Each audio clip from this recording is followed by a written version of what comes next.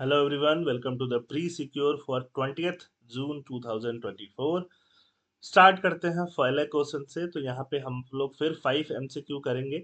5 MCQ में mostly current affair based MCQ ही होते हैं। एक दो एमसीक्यू मैंने थोड़े पुराने दिए हैं, ये हफ्ते 10 दिन पुराने न्यूज से, सो दैट कि आपका रिवीजन होता रहे। रिवीजन भी इंपॉर्टेंट है, आप नहीं करते हो तो एटलीस्ट हम तो कराएं। First question, Nagastra 1 is India's first indigenously developed anti-tank guided missile. Nagastra one India's first indigenously developed anti tank guided missile है। टैंक देखते हो ना, वॉर वॉर में टैंक यूज होता है, तो एंटी टैंक मतलब टैंक को मारने वाला मिसाइल को क्या बोलते हैं? Anti tank. इंडिजिनसली डेवलप मतलब इंडिया में ही डेवलप, खुद से डेवलप। तो नागास्त्र वन ऐसा मिसाइल नहीं था, उसके पहले ही नाग नाग डेवलप हो चुका था। फर्स्ट की वजह से ये गलत हो जाता है। ये फायर एंड फॉरगेट सिस्टम है, फायर कर दिया, फॉरगेट कर गए उसके बाद, बिल्कुल सही है। इसको ग्राउंड से भी लॉन्च कर सकते हैं, एयरबॉर्न है ना, फ्लाइट वगैरह से भी लॉन्च कर सकते हैं, ये भी सही है। इसका रेंज अप टू 10 किलोमीटर नहीं होता, कम होता है थोड़ा, 4-7 किलोमीटर तक ही होता है। तो अगर फोर्थ स्टेटमेंट गलत कर देते हैं, फर्स्ट गलत कर देते हैं, तो जो आंसर आता है वो क्या आएगा? 2 और 3। जैसे ही क्वेश्चन आपके स्क्रीन पे आए, आप उनको क्या करो, पॉज करो, और पॉज करने के बाद उनका आंसर लिखो और कमेंट सेक्शन में बताओ कि आपके टोटल कितने मार्क्स आते हैं। जो भी काम का रेलेवेंट इंफॉर्मेशन दिखेगा, जिसको मैं अंडरलाइन कर लूंगा, उसको आप क्या करना, नोट्स में अपने उतार सकते हो। सेकंड क्वेश्चन, ये थोड़ा सा, इस क्वेश्चन को हमने पहले भी कवर किया हुआ है कुछ दिन पहले, फिर से एक बार कवर करते हैं। Flesh eating bacteria only belong to the group streptococcus family, streptococcus family से बिलोंग करता है। These bacteria cause a severe infection known as narcotizing fasciitis. Flesh eating bacteria infection are always transmitted through direct contact. Prompt surgical intervention is often necessary. यहाँ often है, यहाँ always है ना, यहाँ only है, ठीक है। तो जनरली की बात करते हैं। जनरली ओनली वाले, ऑलवेज वाले गलत होते हैं, हमेशा तो नहीं हो सकते बट जनरली, है ना। ऑफन वाले वर्ड जो है, हमें जनरली ये क्या होता है, सही होता है। तो यहाँ पे अगर ऐसा दिमाग भी लगाते हैं तो 1 और 3 गलत कर दोगे तो आपका 2 और 4, और आंसर भी इसमें सरप्राइजिंगली 2 और 4 ही है। क्योंकि flash eating bacteria direct contact के अलावा और भी कांटेक्ट, जैसे फूड इन्फेक्टेड वाटर वाटर से भी फैलते हैं, ठीक है। ऑफन नेसेसरी इंटर, उसमें सर्जिकल इंटरवेंशन चाहिए, बिल्कुल चाहिए। These bacteria cause a severe infection जरूर करते हैं, जिसको बोलते हैं नेक्रोटाइजिंग फसाइटिस।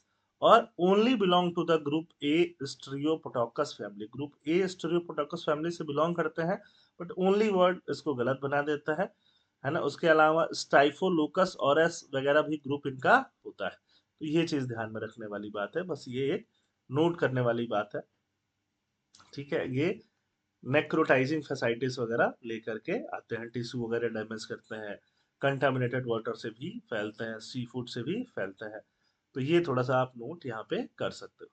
थर्ड क्वेश्चन है जनरल एंटी अवॉइडेंस रूल, गार गार के बारे में है। जनरल एंटी अवॉइडेंस इकोनॉमी से रिलेटेड हो जाता है, टैक्स से रिलेटेड हो जाता है।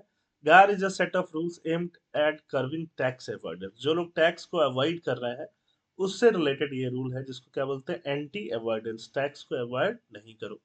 इसको कब इंट्रोड्यूस किया गया था? 2012 में। Under GAAR the tax authorities have the power to disregard any arrangement or transaction that lacks commercial substance. Tax authorities किसी के पास पावर है कि वो डिसरिगार्ड कर सकते हैं किसी भी अरेंजमेंट का और किसी भी ट्रांजैक्शन का जिसमें कोई कमर्शियल सब्सटेंस नहीं हो। क्या ये सही है? ठीक है। गैर provision apply retrospectively, back dated जाके अप्लाई होता है टू ऑल ट्रांजैक्शन। कब से? 2000 से लेके 2012 में लॉ आया, 2000 से जाके ये अप्लाई कर रहा है। तो इसमें से कितने स्टेटमेंट सही है वो बताने। तो यहाँ पे आप देखोगे तो फोर्थ स्टेटमेंट जो है वो गलत है, बाकी तीनों स्टेटमेंट आपको सही मिलेंगे। तो थर्ड का जो आंसर है वो क्या आ जाएगा? सी आ जाएगा, है ना। तो फर्स्ट तो बिल्कुल ही सही था, नॉर्मल था। सेकंड स्टेटमेंट भी फैक्चुअल था और नॉर्मल था, बट इसको इम्प्लीमेंट कब से किया गया? 17-18 से किया गया। Due to various concern and the need for detail guideline, implementation को डेफर कर दिया गया और फाइनली कब से इम्प्लीमेंट किया गया? 17 और 18 से। और रेट्रोस्पेक्टिवली नहीं एप्लीकेबल था, कब से एप्लीकेबल था? प्रोस्पेक्टिवली, अप्रैल 1 2017 से इसको एप्लीकेबल किया गया।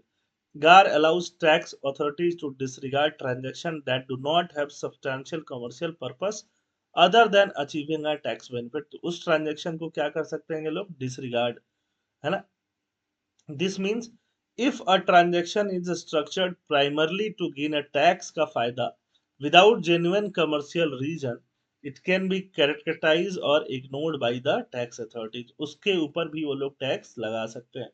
टैक्स के सिर्फ फायदे के लिए, बिना किसी और वजह से, बिना किसी बिजनेस की वजह से, खाली टैक्स के फायदे के लिए कोई फाइनेंशियल ट्रांजेक्शन अगर किया जाता है, खाली रूल को अवॉइड करने के लिए, तो टैक्स अथॉरिटी उस ट्रांजेक्शन को अवॉइड कर सकते हैं. तो ये इसके अंदर का इंपॉर्टेंट क्लॉज था. फोर्थ क्वेश्चन की बात करते हैं. नेशनल एआई पोर्टल, ये काफी ज्यादा न्यूज में है, इस पे क्वेश्चंस आने के काफी चांसेस है. The portal aims to facilitate AI research and innovation, बिल्कुल सही है. It includes a section dedicated to AI ethics, AI ethics और गाइडलाइंस, ये भी सही है. This portal is developed by NITI Aayog in collaboration with ministry of electronics and information technology. MeitY से collaborated है, ये भी ठीक है. It will provide AI solution for agriculture, health care and education. तो ये सारे सिंपल चीजें तो है. सिंपल होता है तो सब कुछ सही हो जाता है ना? सब कुछ सही है, चारों सही है, क्यों नहीं होगा? बिल्कुल सही है. All statements given are correct. Last question for the day. Last question क्या है? Government announces subsidies for manufacturing EV batteries. क्यों नहीं करेगी? बिल्कुल करेगी. इलेक्ट्रिक व्हीकल प्रमोट तो कर ही रहे हैं. It introduce tax incentive for individual purchasing EV. जो ईवी खरीदेगा उसको टैक्स इंसेंटिव बिल्कुल मिल रहा है. The policy includes the development of charging infrastructure across urban areas. बिल्कुल चार्जिंग इंफ्रास्ट्रक्चर होना चाहिए, तभी तो ईवी खरीदोगे और इलेक्ट्रिक व्हीकल खरीद के उसको चार्ज कराओगे. चार्जिंग फैसिलिटीज नहीं होगी तो कहाँ से खरीदोगे? खरीद के चार्ज कहाँ कराओगे? This decision aims to achieve 100% electric mobility by 2030. तो जैसे हम पढ़ते पढ़ते आते हैं ना, तो फ्लो फ्लो में इसको भी सही कर जाते हैं, है ना? ये भी स्टेटमेंट हमें सही लगता है. ठीक है, ये ऐसे करके हम लोग इजी क्वेश्चन को गलत करते हैं. समझ में आई बात? फ्लो फ्लो में. और इसको बाद में एग्जाम में बोल देते हैं सर सिली मिस्टेक हो गया. तो ऐसा सिली मिस्टेक नहीं करना है. खुद से सोच के देखो, 2030 तक क्या 100% इलेक्ट्रिक मोबिलिटी पॉसिबल है? क्या नहीं है. 2040 होता, 50 होता, तो फिर भी एक बार के लिए सोचते. 2030 इज वेरी क्लोज. कैसे हम पेट्रोल का कार, है ना, जो भी डीजल वाली चीजें हैं, पेट्रोल वाली चीजें हैं, उनको कैसे हम हटा सकते हैं? पूरा 100% कैसे हटा सकते हैं 2030 तक? फोर्थ स्टेटमेंट अपने आप में ही गलत है, तो आंसर यहाँ पे क्या आ जाएगा? सी आ जाएगा. आसान है ना? तो बस यही था आज का करंट अफेयर्स. देखने के लिए धन्यवाद. और बाकी इसका पीडीएफ आप कहाँ से डाउनलोड कर सकते हो? हमारे टेलीग्राम चैनल से. Thank you. जय हिंद.